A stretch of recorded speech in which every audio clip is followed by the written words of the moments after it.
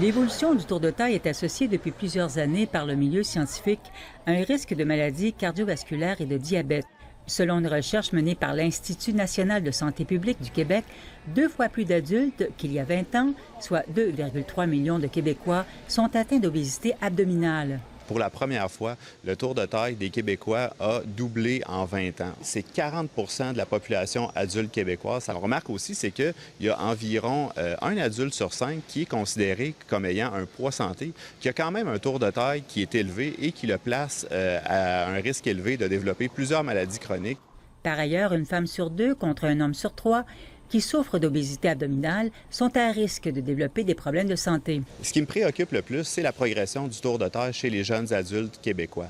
Dans notre étude, on a retrouvé des données de l'année 1981 et on remarquait qu'il y avait environ 2 des gens qui avaient une circonférence de taille qui les plaçait à un risque élevé.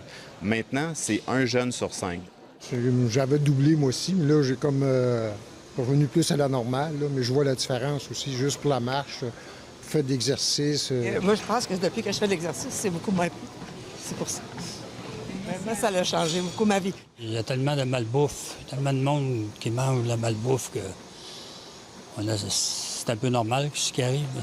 Selon le chercheur, la mauvaise qualité de l'offre alimentaire et la sédentarité sont responsables de la progression du tour de taille, dont les données se comparent avec le reste du Canada et de l'Occident. Ici Nicole Germain, Radio-Canada, Québec.